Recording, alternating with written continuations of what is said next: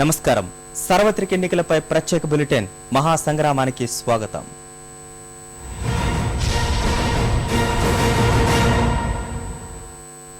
అపారమైన సంపద, అద్భుత మేధస్సు, లెక్కకు మించిన మానవ వనరులు, అద్భుతమైన సాంకేతిక ఆవిష్కర్తలు, ఇలా చెప్పుకుంటూ పోతే భారత్లో అంతా సుసంపన్నమే. 6 దశాబ్దాల పైబడిన స్వతంత్ర భారత్లో ఇదంతా నాణానికి ఒకవైపే. మరోవైపన్ని ఆకలి కేకలు, ఒక్కపూట కూడా తిండి లేని దైన్యం. ఈటికేడు తలసరి వార్షిక బడ్జెట్ లక్షల కోట్లు దాటిపోతున్న 120 కోట్ల జనభారతంలో ఇంకా కూడు గుడ్డకు నోచుకొని 50 కోట్ల మంది ఇళ్లలో నేటికి దరిద్ర దేవత తాండవిస్తూనే ఉంది. పేదవాడు రోజురోజుకు దిగజారుతుంటే ధనవంతులు పైపైకి ఎగబాకుతూనే ఉన్నారు. సంపద సృష్టించేందుకు 1,00,000 మార్గాలున్నట్లే ఆ సంపదను అవినీతి ఖజానాలో దాచుకునే దారులు కూకులలు. భరతజాతి సౌభాగ్యానికి ఉపయోగపడాల్సిన అపార సంపద అవినీతి ఏలికల అచేతనత్వంతో ఎక్కడో 7 సముద్రాల ఆవల నల్ల ఖజానాల్లో ములుగుతోంది. అలా పోగైన సొమ్మును తిరిగి రప్పిస్తామన్న హామీలు జనాన్ని వెక్కిరిస్తూనే ఉన్నాయి. నల్లధనం విషయంలో యూపీఏ 10 ఏళ్లలో చెప్పిందేంటి, చేసిందేంటి?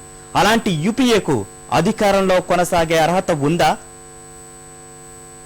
పాతాళ భైరవి సినిమాలో మాయల పకీరు ప్రాణం ఎక్కడుంటుందంటే మర్రి చెట్టు త్వరలోని చిలుకలో అని టక్కున గుర్తొస్తుంది.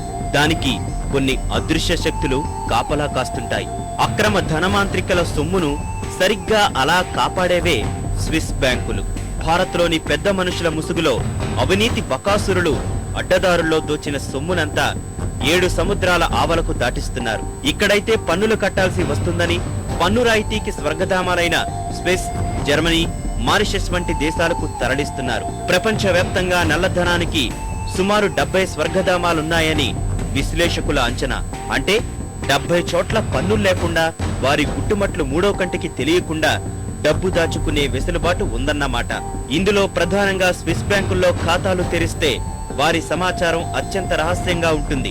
అందుకే మన కార్పొరేట్ రాజకీయ నాయకులు, ముఠా సామ్రాజ్యాధినేతలు హవాలా మార్గాల్లో సొమ్ము తరలిస్తూ అక్కడ పోగేస్తుంటారు.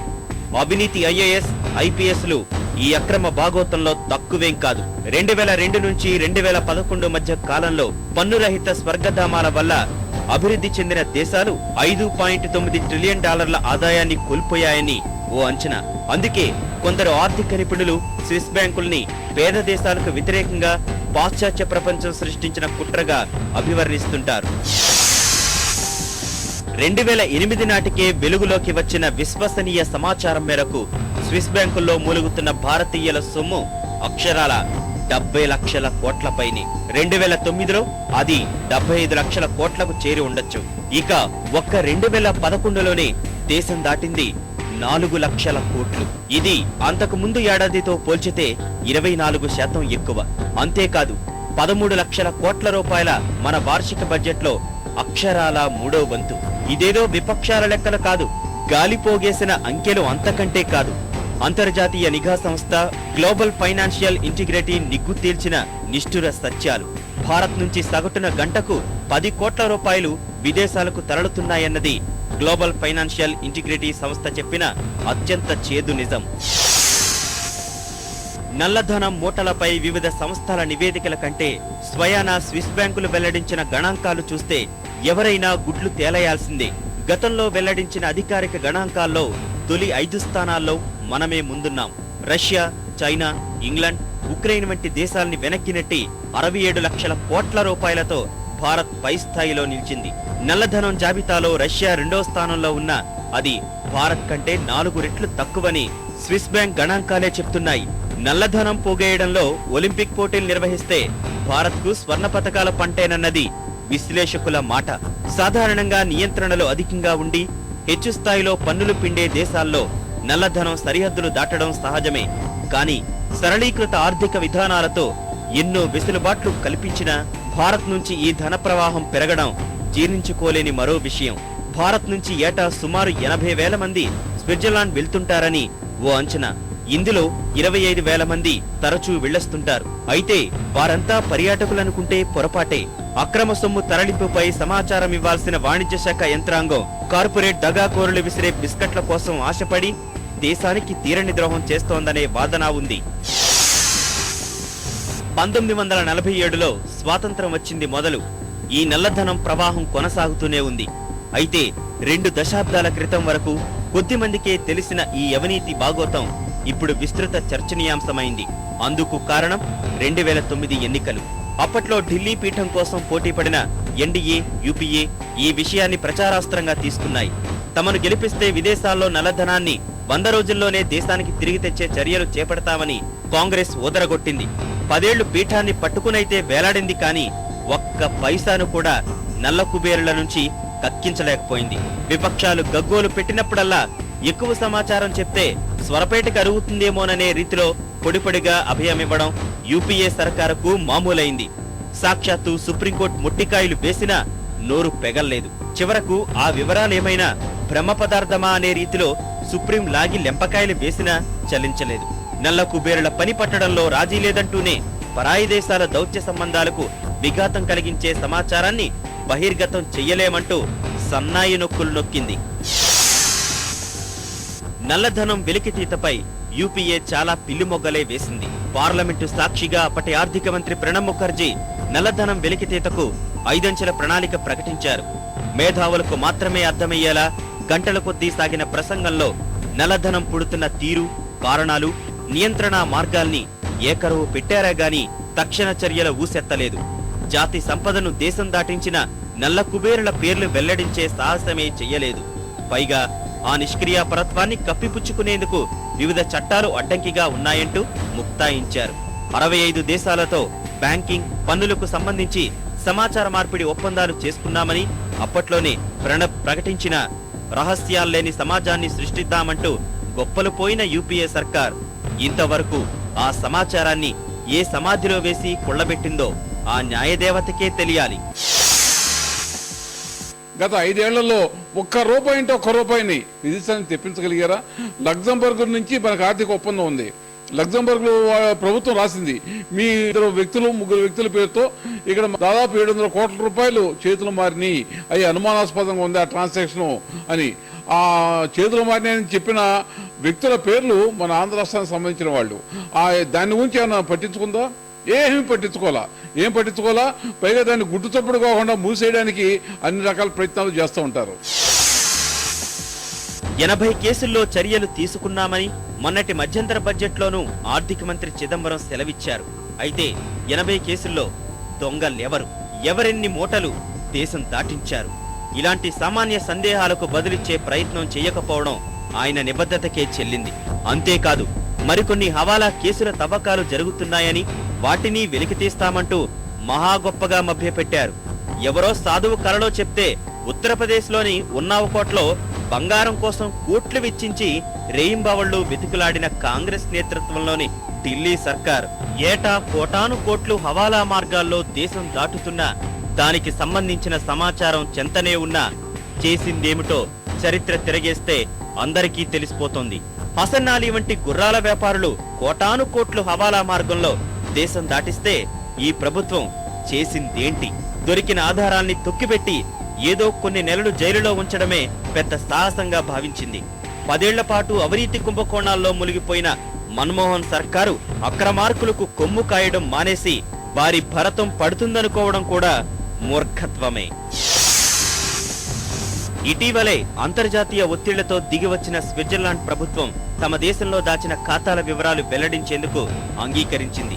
సంబంధిత ప్రభుత్వాలు అడిగితే ఆయా సమాచారం ఇచ్చేందుకు తమకెలాంటి అభ్యంతరం లేదని ప్రకటించింది. ఎన్నాళ్లుగానో వేచి చూస్తున్న అమెరికా, ఫ్రాన్స్, జర్మనీ లాంటి దేశాలు ఆ అవకాశాన్ని వినియోగించుకునే పనిలో పడ్డాయి. కానీ మన ప్రభుత్వం ఆ దిశగా ప్రయత్నించిన దాఖలాలే లేవు. ఈ విషయంలో మనవాడు మంచోడైతే అన్న సామెత యూపీఏ పెద్దల తీరుకు సరిగ్గా సరిపోతుంది.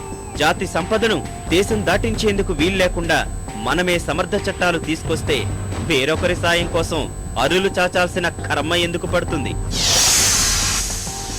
ఒక్కసారి ఆ నల్లధనాన్ని భారత్ జాతి సంపదగా ప్రకటిస్తే ఇక విదేశీ బ్యాంకులు మన సొమ్మును వారి వద్ద భద్రపరుచుకోవు. అలా జరగాలంటే పార్లమెంటులో శాసనాలు చెయ్యాలి. దేశం దాటిన సుమారు 75 లక్షల కోట్ల రూపాయల నల్లధనాన్ని తిరిగి రప్పిస్తే సువిశాల భారతం రూపురేఖలు సమూలంగా మారిపోతాయి. ఆ నల్లధనాన్ని పంచితే భారత్లోని 45 కోట్ల మంది నిరుపేదలకు 1,00,000 చొప్పున ఇవ్వొచ్చని ఓ అంచనా. ప్రజల నుంచి ఎడాపెడా పన్నులు బాదే విధానానికి ముగింపు పలకవచ్చు. పైసా పన్ను వేయకుండా 30 ఏళ్లు పరిపాలన చేసేయచ్చు. ఇదంతా మన డబ్బులు మనకు వచ్చినప్పుడు, అందుకు మన పాలకులు చిత్తశుద్ధితో కృషి చేసినప్పుడు. ఇప్పుడు అలాంటి చిత్తశుద్ధితో పనిచేసే నాయకత్వాన్ని ఎన్నుకోవాల్సిన సమయం వచ్చింది. ఆ దిశలో అంతా కలిసి అడుగేద్దాం. ఉత్సాహం, దేశవ్యాప్తంగా రోజురోజుకు పార్టీకి పెరుగుతున్న ఆదరణ, 5 రాష్ట్రాల ఎన్నికల్లో అద్భుత ఫలితాలు వెరసి సార్వత్రిక పోరుకు ముందు భారతీయ జనతా పార్టీకి అన్ని సానుకూలతలే. యూపీఏ వైఫల్యాలనే సోపానాలుగా మలుచుకుంటూ దూసుకెళ్తున్న కమలదళం ఎన్నికల్లో వికసించడం ఖాయమంటున్న సర్వేలు. ఈ పరిస్థితుల్లో అంచనాలకు ఏమాత్రం తగ్గకుండా వ్యూహాత్మక అడుగులు వేస్తున్న కమలనాథులు స్థానిక పరిస్థితులకు అనుగుణంగా తమ కూటమిని విస్తరించుకుంటున్నాయి. మోడీ మానియాని ప్రధాన అస్త్రంగా మలుచుకుని కథన కుతూహలంతో ఎన్నికల రణక్షేత్రంలోకి దూకుతున్నారు. తనదైన చలోక్తులతో ప్రత్యర్థులను కడిగి పారేస్తూ వినూత్న ప్రచారం చేపడుతున్న నరేంద్రుడు సగటు ఓటర్లను తన దృష్టికోణం నుంచి దాటిపోనివ్వడం లేదు. సుపరిపాలనే హామీగా ఇస్తున్న మోడీకి జనామోదం ఖాయమనే అంచనాలు జమసామ్యంలో పెరిగిపోతున్నాయి.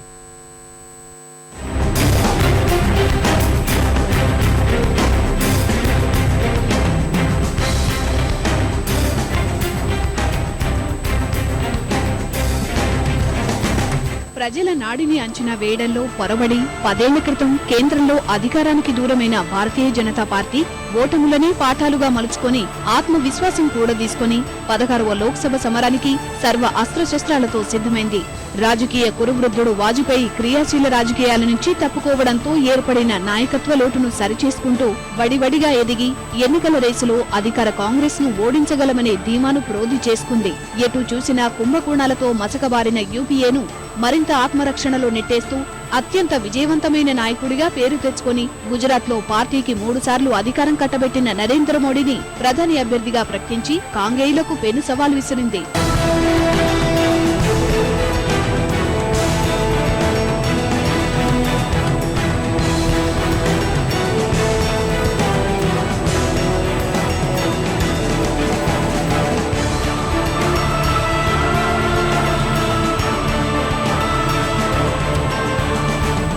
నిజానికి గుజరాత్ శాసనసభ ఎన్నికల తర్వాతే కమలనాథుల హవా దేశమంతా ఊపందుకుంది. రాష్ట్రాన్ని అన్ని విధాలా ముందుకు తీసుకువెళ్లిన ముఖ్యమంత్రి నరేంద్ర మోడీని ప్రధానమంత్రి అభ్యర్థిగా ప్రకటించాలని వారి గళం ఊపందుకుంది. అందుకు తగ్గట్టుగానే దేశవ్యాప్తంగా మోడీకి ఆదరణ ఉందనే సత్యాన్ని గ్రహించిన భాజపా అగ్రనాయకత్వం నరేంద్రుడికి ప్రాధాన్యత ఇవ్వడం ప్రారంభించింది. తొలుత పార్లమెంటరీ బోర్డులో స్థానం కల్పించింది. మినీ సార్వత్రిక సమరంగా భావించిన 4 రాష్ట్రాల ఎన్నికలకు ముందు వ్యూహాత్మకంగా మోడీకి ప్రచార బాధ్యతలు అప్పగించిన అధిష్టానం హిందుత్వవాదని, గోద్రా అల్లర్లకు బాధ్యుడని ఎన్ని విమర్శలు వచ్చినా వెనక్కు తగ్గలేదు. అగ్రనేత అద్వానీ అలకబోని పార్టీ సభ్యత్వానికి రాజీనామా చేసినా చివరకు ఆయన్ను ఒప్పించడంలో అధ్యక్షుడు రాజ్నాథ్ సింగ్ కృతకృత్యులయ్యారు. తర్వాత సెప్టెంబర్ 13న ఏకంగా ప్రధాని అభ్యర్థిగా ప్రకటించి లోక్సభ ఎన్నికలకు తాము సిద్ధమని ప్రత్యర్థులకు స్పష్టమైన సంకేతాలిచ్చారు కమలనాథులు.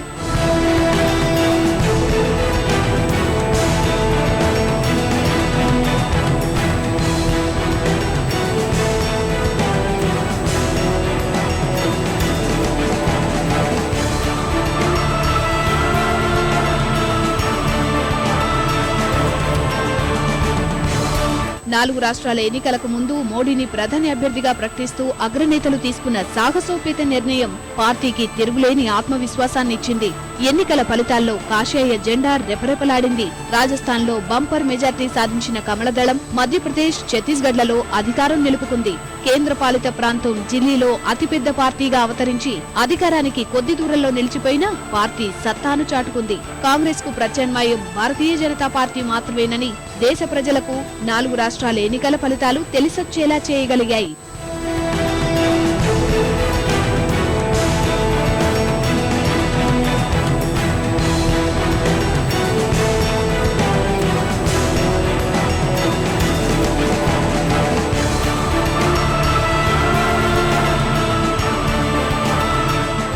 నాలుగు రాష్ట్రాల ఎన్నికల ఫలితాలిచ్చిన ఉత్సాహంతో మోడీ హవా మరింత పెరిగింది.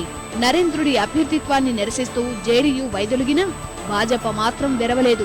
ఢిల్లీ పీఠానికి చేరువ చేసే రాష్ట్రాలపై దృష్టి సారించిన భారతీయ జనతా పార్టీ వ్యూహాత్మకంగా కీలక రాష్ట్రాలకు బాధ్యులను నియమించింది. అతిపెద్ద రాష్ట్రమైన ఉత్తరప్రదేశ్పై దృష్టి పెట్టిన మోడీ తనకు నమ్మిన బంటైన అమిత్ షాను ఉత్తరప్రదేశ్కు ఇన్ఛార్జిగా పంపించారు. పార్టీకి కంచుకోటైన వారణాసి నుంచి తానే స్వయంగా బరిలో దిగి ఆ రాష్ట్రంలోని భాజపా శ్రేణుల్లో నూతనోత్సాహం నింపారు. రెండో అతిపెద్ద రాష్ట్రమైన మహారాష్ట్రలో నితిన్ గడ్కరీ దౌత్యంతో ఎంఎన్ఎస్ అధినేత రాజ్ ఠాకరే మద్దతు కూడగట్టే ప్రయత్నం చేశారు. బీహార్లో భారీ సభ నిర్వహించి పార్టీకి తనకు ఉన్న ఆదరణను చాటే ప్రయత్నం చేశారు. దళిత సామాజిక ఓటు బ్యాంకున్న ఎల్జేపీతో పొత్తు పెట్టుకోవడం ద్వారా ఎన్డీఏను విస్తరించారు.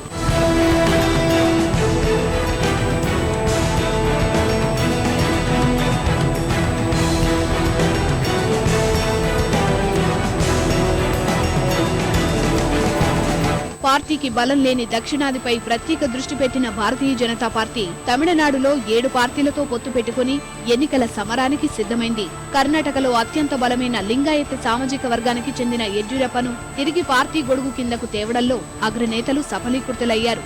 ఆంధ్రప్రదేశ్లో తెలుగుదేశంతో పొత్తు పెట్టుకోవాలని నిర్ణయించారు. ఎన్నికల తర్వాత పొత్తులు అవసరమయ్యే పక్షంలో కొత్త మిత్రులను ఆహ్వానించే అవకాశాలను సజీవంగా ఉంచుకునేందుకు జయలలిత, నవీన్ పట్నాయక్, మమతా బెనర్జీ వంటి నేతలపై నేరుగా విమర్శలు చేయకుండా జాగ్రత్త పడుతున్నారు.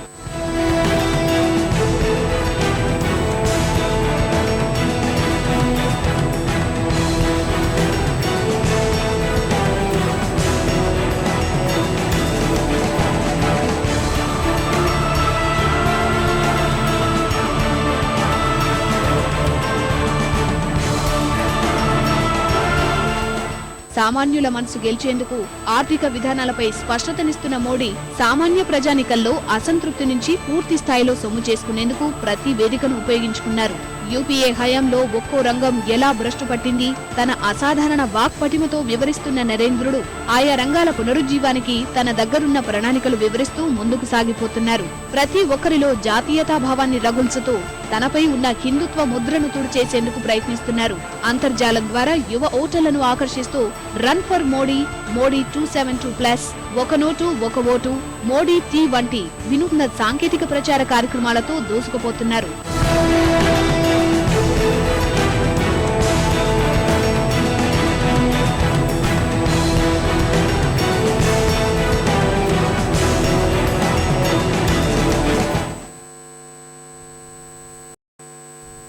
సార్వత్రిక మహాసంగ్రామంలో యూపీ, బీహార్ తర్వాత ప్రాముఖ్యం గల రాష్ట్రాల్లో బెంగాల్, ఒడిషా కీలకమైనవి. వంగదేశంలోని 42, ఒడిశాలోని 21 లోక్సభ స్థానాల కోసం జాతీయ పార్టీలైన భాజపా, కాంగ్రెస్లు స్థానికంగా అత్యంత బలమైన తృణమూల్ కాంగ్రెస్, బిజు జనతాదళ్తో హోరాహోరీ తలపడనున్నాయి. అధికారంలో ఉన్న ప్రాంతీయ పార్టీలతో పోరు కత్తి మీద సామె అయినప్పటికీ మోడీ మానియాతో చెప్పుకోదగిన స్థానాలను సాధిస్తామనే ఆత్మవిశ్వాసంతో కమల్నాథులు జోరుగా ప్రచారం చేస్తున్నారు. ఇందుకు భిన్నంగా రెండు రాష్ట్రాల్లోనూ ఉనికి కోసం ప్రయత్నిస్తున్న కాంగ్రెస్ రాహుల్ సభలతో నెట్టుకొచ్చేందుకు తంటాలు పడుతోంది. కేంద్రంలో ప్రభుత్వ ఏర్పాటులో యూపీ, బీహార్ తర్వాత సంఖ్యాపరంగా అత్యంత కీలకమైన మరో రాష్ట్రం బెంగాల్. అక్కడి 42 లోక్సభ స్థానాల్లో అత్యధికం సాధించే పార్టీలు కేంద్రంలో కీలక పాత్ర పోషించడం ఖాయం. 2011 శాసనసభ ఎన్నికల వరకు కమ్యూనిస్టుల కంచుకోటగా ఉన్న బెంగాల్లో ప్రస్తుతం మమతా బెనర్జీ నేతృత్వంలోని తృణమూల్ కాంగ్రెస్ జోరు మీదుంది. శాసనసభ ఎన్నికల్లో అఖండ మెజార్టీ సాధించిన తృణమూల్ రాష్ట్రంలో ప్రభుత్వాన్ని ఏర్పాటు చేయడం సహా కేంద్రంలోనూ కీలక పాత్ర పోషించింది. చిల్లర వర్తకంలో విదేశీ పెట్టుబడులను ఆహ్వానిస్తూ తీసుకున్న నిర్ణయానికి నిరసనగా 2012 సెప్టెంబర్లో యూపీఏతో తెగదెంపులు చేసుకుని కాంగ్రెస్ భాజపాలకు సమదూరం పాటిస్తోంది. పంచాయతీ, మున్సిపల్ ఎన్నికల్లో తిరుగులేని విజయం సాధించి వామపక్షాల ఆత్మవిశ్వాసాన్ని తీవ్రంగా దెబ్బతీసింది. ఈశాన్యం సగా ఇతర రాష్ట్రాల్లో లోక్సభ ఎన్నికల్లో పోటీ చేసి కేంద్రంలో కీలక పాత్ర పోషించాలని నిర్ణయించుకున్న తృణమూల్ అధినేత్రి మమతా బెనర్జీ సామాజిక ఉద్యమకారుడు అన్నా హజారే మద్దతు కోరారు. ఇందుకు ఆయన కూడా అంగీకరించినా ఢిల్లీ రామ్లీలా మైదానంలో ఏర్పాటు చేసిన సభకు ఆయన రాకపోవడంతో అన్నా మద్దతుపై ఆశలు వదిలేసుకున్నారు. వామపక్షేతర, భాజపాయేతర, కాంగ్రెసేతర శక్తులతో కేంద్రంలో ప్రభుత్వాన్ని ఏర్పాటు చేస్తామని ధీమాగా చెప్తున్న బెంగాల్ ముఖ్యమంత్రి రాష్ట్రంలో కాంగ్రెస్ కు పెద్దగా పట్టులేని నేపథ్యంలో భాజపా, వామపక్షాలపై పోరుకు వ్యూహాలు సిద్ధం చేస్తున్నారు.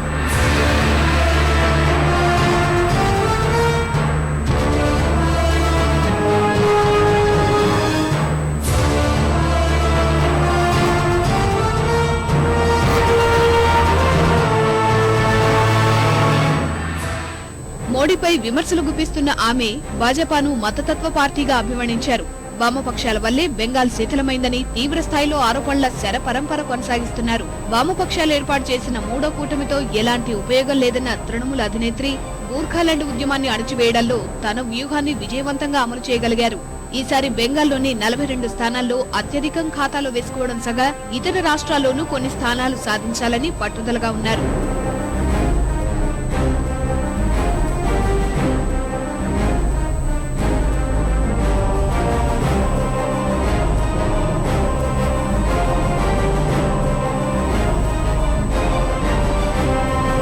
బెంగాల్లో తృణమూల్ ధాటికి వామపక్షాల ప్రాభవం రోజు రోజుకు దిగజారుతోంది. శాసనసభ, స్థానిక, పురపాలక ఎన్నికల్లో చావు దెబ్బతిన్న కమ్యూనిస్టులు లోక్సభ ఎన్నికల్లోనైనా పట్టు నిలుపుకునేందుకు తంటాలు పడుతున్నారు. వామపక్ష పార్టీలను ఏకతాటిపైకి తెస్తున్న సిపిఎం పునర్వైభవం కోసం వ్యూహాలు పన్నుతోంది. బెంగాల్లో అధిక సీట్లు గెలుచుకోవడం ద్వారా తమ ఆధ్వర్యంలో ఏర్పాటైన మూడో కూటమిని కేంద్రంలో అధికారంలో నిలపాలని ఆరాటపడుతోంది. అయితే తృణమూల్ హవాకు చెదిరిపోయిన ఓటు బ్యాంకును కూడా తీసుకోవడం వారికి కత్తి మీద సాములా మారింది.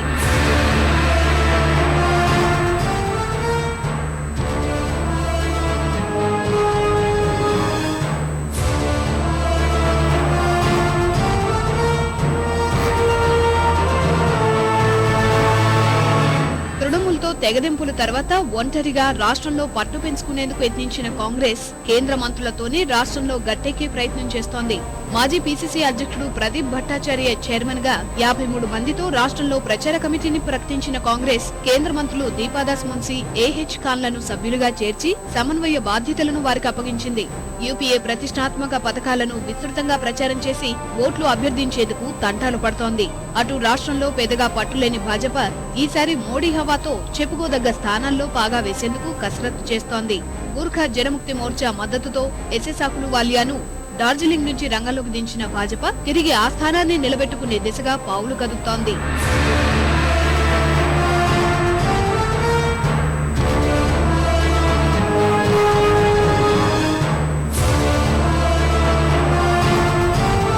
సార్వత్రిక సమరంలో బెంగాల్లో తృణమూల్ గాలే వీస్తుందని సర్వేలు నొక్కి వక్కాణిస్తున్నాయి.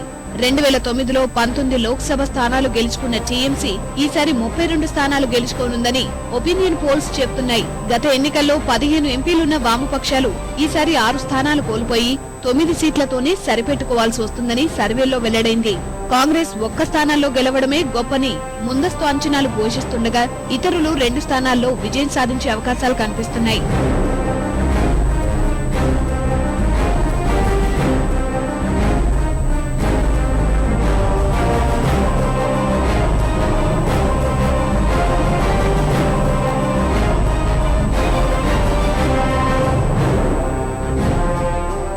సార్వత్రిక ఎన్నికలతో పాటు శాసనసభ ఎన్నికలకు సిద్ధమైన ఒడిశాలో మరోసారి బిజు జనతాదళ్ హవా కొనసాగే అవకాశాలు మెండుగా ఉన్నాయి. ప్రాంతీయ పార్టీ అయిన బీజేడీ రోజు రోజుకు మరింత బలపడుతుంటే ప్రధాన ప్రతిపక్షం కాంగ్రెస్ కు చావుదెబ్బలు తగులుతూనే ఉన్నాయి.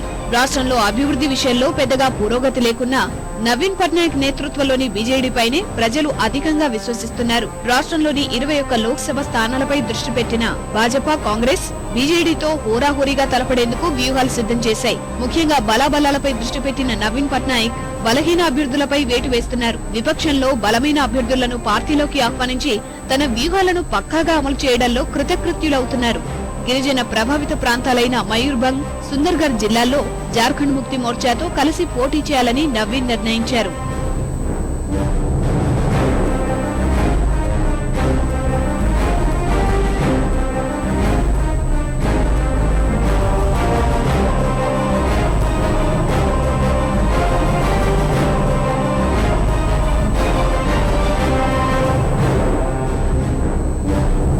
ఒడిశాలో ప్రధాన ప్రతిపక్షం కాంగ్రెస్ రోజు రోజుకు పతనావస్థ దిశగా పయనిస్తోంది. దేశవ్యాప్తంగా పార్టీకి వీస్తున్న ప్రతికూల పవనాలు, రాష్ట్రంలో అధికార బీజేడీకి పెరుగుతున్న ఆదరణతో కాంగ్రెస్ సీనియర్లంతా అధికార పార్టీలోకి క్యూ కట్టారు.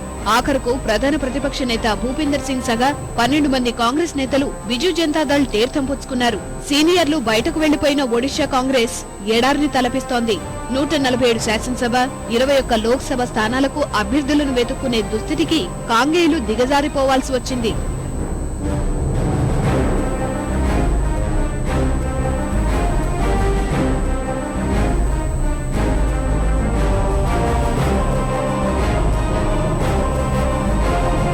బిజు జనతాదళ్ తో పొత్తుకు చేసిన ప్రయత్నాలు ఫలించకపోవడంతో ఒంటరిగానే బరిలోకి దిగుతున్న భారతీయ జనతా పార్టీ ఇతర రాష్ట్రాల్లో మాదిరే మోడీకి ఉన్న ఆదరణే గెలిపిస్తుందనే నమ్మకంతో కసరత్తు చేస్తోంది. కాంగ్రెస్ పార్టీ పూర్తిగా పతనావస్థకు చేరినందున ప్రభుత్వ వ్యతిరేక ఓటు తమకే పడుతుందనే ధీమాతో గట్టి అభ్యర్థులను రంగంలోకి దించుతోంది. ఈ దఫా బిజు జనతాదళ్ 20 లోక్సభ స్థానాలను సాధిస్తుందని ఎన్నికల సర్వేలు చెప్తుండగా కాంగ్రెస్ ప్రస్తుతం ఉన్న 6 స్థానాల నుంచి 3కు పడిపోతుందని వెల్లడిస్తున్నాయి. భారతీయ జనతా పార్టీ తన లోక్ స్థానాలను మెరుగుపరుచుకోవడం ఖాయమని పేర్కొంటున్నాయి.